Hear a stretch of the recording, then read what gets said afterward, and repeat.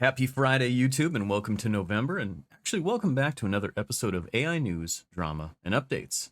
It's going to be another interesting week in the world of AI, and we're going to start with this executive order. Talked about this last week where President Biden was going to sign his first executive order dealing with AI and AI safety. And the thing that makes this a little bit less clear cut and a little bit more on the dramatic side is that this is being called for by the people who stand to benefit the most from it. Because don't get me wrong, regulations aren't necessarily a bad thing. They can indeed create a safer environment. They can do a lot of the things that people are saying they're going to do. But the issue and the challenge here is that putting these regulations in place now, while Google and Anthropic and OpenAI already kind of run the show, one of the big fears right now is that that just stands to keep them in first place.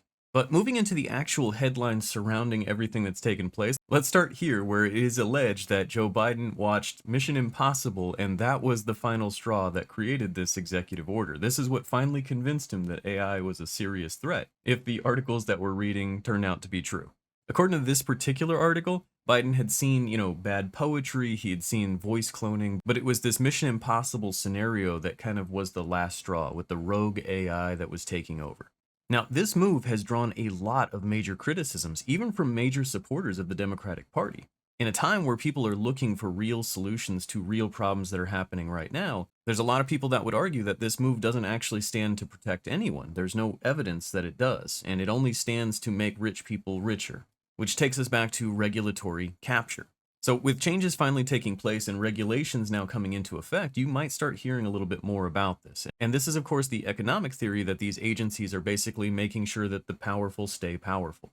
Before I move on, I just wanted to say that this is a rare occurrence. I can't think of any instances where there's an industry that's going to the government specifically saying, please regulate us. It's something that will cost the company more money. It's something that will get in the way of development. And it might be an interesting question for people that own Google stock, for example, to see the company that they own stock in going to the government to specifically ask to make things more difficult. It's so opposite to the way that things normally go that I'm not really sure what's going to happen next. Now, all that aside, the actual text of the executive order does not directly stop anyone from doing anything right now. However, there's already fears that in 200-something days, there's going to be an evaluation and things could potentially expand. And there are legitimate fears that open source software, open source code could actually come under threat. And like I said last week, based on precedent that's already been set, that's going to create a free speech argument. And while I completely agree in theory that an LLM shouldn't be able to easily provide you the recipe for a biological agent, I want to remind everyone that that information is still on Google, and you can just search for that stuff if you have bad intentions. So in my opinion, this doesn't really affect anyone or anything. All right, switching gears a little bit to the story about Scarlett Johansson. So she's going to be taking legal action against an app called x.ai.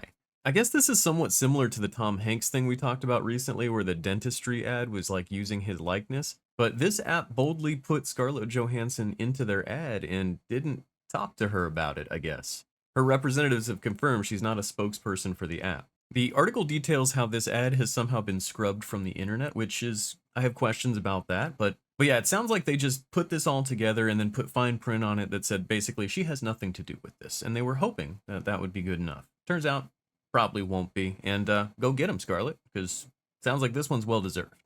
Now let's talk about Nicolas Cage and The Flash. There is an AI sort of related story. This actually turns out to be a little bit more about CGI. But basically there is a scene in The Flash that has a cameo appearance of Nicolas Cage dressed as Superman. Now, the article details he did show up. He was on scene to film a certain part. And I guess what the plan was and what he'd agreed to was just kind of a shot of his face. He knew that there was going to be CGI involved to de-age him because I guess Nick Cage is a little bit too old to be Superman nowadays. And then the movie comes out, he sees it, and it turns out he is fighting a giant spider. And so you can imagine he was surprised to find a CGI doppelganger fighting a spider and doing something that he had never filmed. His likeness rights were used in a different capacity to kind of fill the role. And he talks about it a little bit here. He basically says he knew that it wasn't created by AI. He knew that Tim Burton is upset about AI too. He even goes as far as saying you can't get any more inhumane than artificial intelligence. And yeah, I can't really argue that. So yeah, I did think it was interesting to see that even an actor like Nicolas Cage might be surprised to find his likeness being used for something completely different than what he'd originally signed up for. In this case, it doesn't turn out to be too bad, but in the case where he maybe didn't appreciate that, I mean, what kind of options does a person have once they've given away those likeness rights? So AI or not, this is definitely an interesting conversation, especially as these AI tools become more and more prevalent. There was a little bit of an update on one of the lawsuits that was affecting stability. There's no surprise here that there's a major part of the case that got dismissed. And I'm sorry if anyone is surprised by this because it is a very unsurprising outcome. Now, all that said, in this particular case, there was a little bit of a surprise here in that the copyrights that were being fought for apparently were never registered in the first place, which is why this was so easily dismissed. According to the judge here, the artist's claims were defective in numerous respects. They'd apparently never registered any of the disputed works with the Copyright Office, which got their claim dismissed with prejudice. Now, the article here says the lawsuit is far from over. They have 30 days to amend the complaint and complain again. Now, to be fair and objective, I will say that Stability AI failed in an argument of their own to dismiss the case outright. They originally tried to demand that each piece of artwork that was being disputed is essentially prove that it was in the model in the first place, and I guess the judge wasn't going for that. So we're going to continue to follow this because it is being amended. There's going to be another filing. But the article here ends by saying the artist did succeed in one major front in that the case wasn't outright dismissed. And they'd said that it was too premature to make any decisions like that. So more to come. And finishing up this topic of likeness rights, copyright, I wanted to talk about a game called The Finals. Now, I do have a demonstration for you here so you can hear a little bit about what this sounds like, but I guess the argument that they're making is that it's much, much faster to just type out these lines and have AI read them than it would be to go through the rigmarole of hiring a voice actor. Welcome to Quick Cash, the team that tucks away enough money first triumphs. Scotty said it. Let's see who's got the pace to ace this race. We've got our first elimination, Scotty. Talk about making a solid first impression on our sponsors. Hold on to your Azult bucket hats, brought to you by Azult. If wishes were fishes, there'd be more kingfish in the arena. Only one contestant left for them. Well, there you have that. I wouldn't say that those are the best AI voices that I've heard, but if I'm being honest, they're not too terrible. I've definitely heard worse. But of course, the issue here is that this is a use of AI to prevent hiring people. This is definitely going to be a cost-cutting measure. Now, again, the argument that the company is making is that this is much easier for them. And of course, they're not saying anything about it being much cheaper for them. And the explanation really isn't sitting well, especially with a lot of voice actors that are out there saying, hey, we do rush work all the time. There's a quote from Zane Schnatt here that says, I've knocked out entire games worth of audio in a 2-hour session. It ain't deep. And then we've got a senior sound designer named Pax Hegelson, who is saying, I'd like to, again, encourage devs to reconsider the use of voice in their games as simply an asset in the pipeline of agile development, saying that AI can serve an important role, but an actor could use the tools of their craft and experiences to collaborate and make something greater than what the devs had imagined in the first place.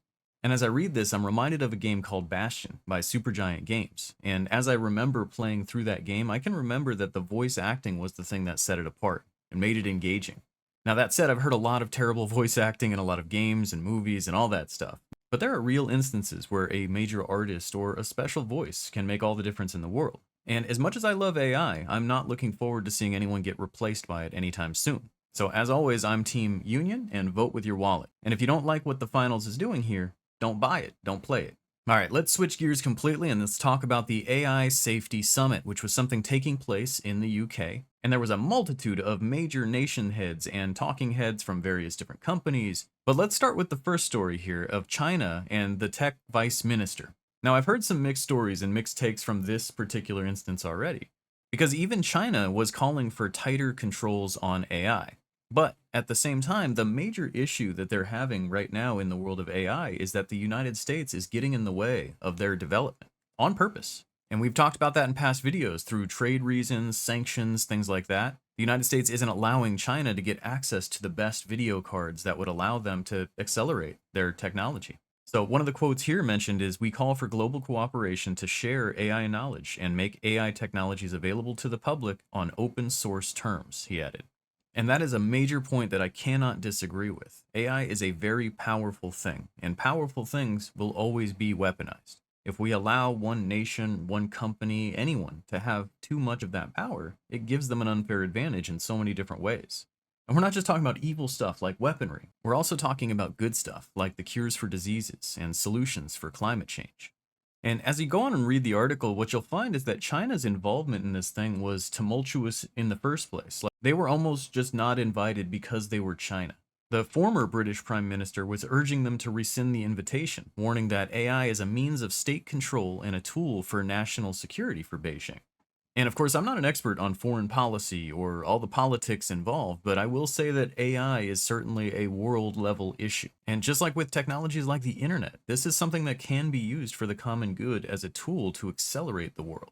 Now, while this is going on, Elon Musk, who was there for day 2, I believe, I'm not sure exactly what days everyone was involved in, but he put up this meme. And like a little political cartoon, it's showing that people on the top end are explaining that, oh yeah, AI is incredibly dangerous, we need to regulate it. But secretly, on the back end, they're trying to develop it first. And the irony here could not be thicker. This meme is being posted by the guy who was on the letter to pause AI development while also developing AI on the back end. And to remind you, Elon has heavily invested into creating an AI of his own. He called it Truth GPT, he's called it a number of different things, but it's going to be using the Twitter data. And as it turns out, tomorrow, some people are going to be the first to see it, I guess. According to Elon Musk, in some important respects, it is the best that currently exists. He didn't really elaborate on what those things were. I would imagine what he means is just the Twitter data that it's based on, because I don't know of any technological differences, but we'll see.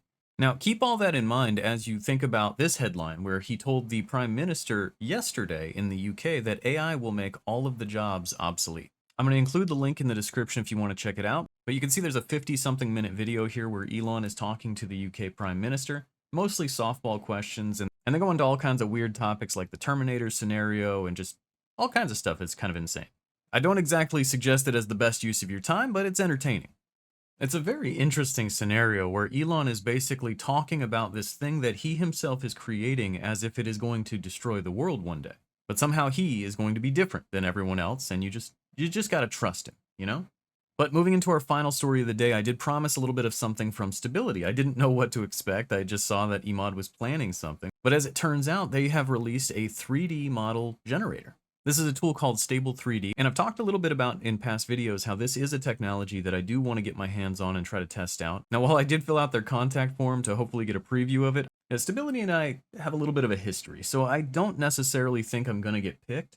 But if I do have access to see anything, I'll definitely share it here. Of course, without a hands-on view, I can't really tell you about performance or how long something like this takes. But I've always loved the idea that you could prompt for a 3D model in the same way that latent diffusion works.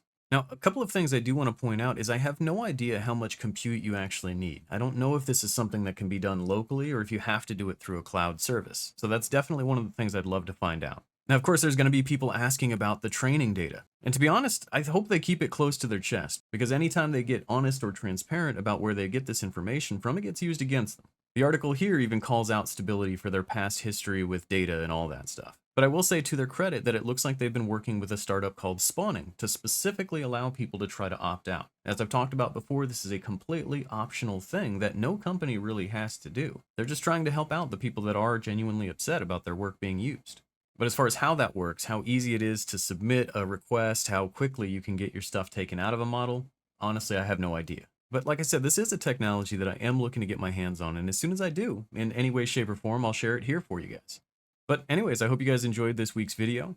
If you made it to the end here, I really appreciate your time with me here today, and I'll look forward to seeing you next week for another episode of AI News, Drama, and Updates. Thanks for watching.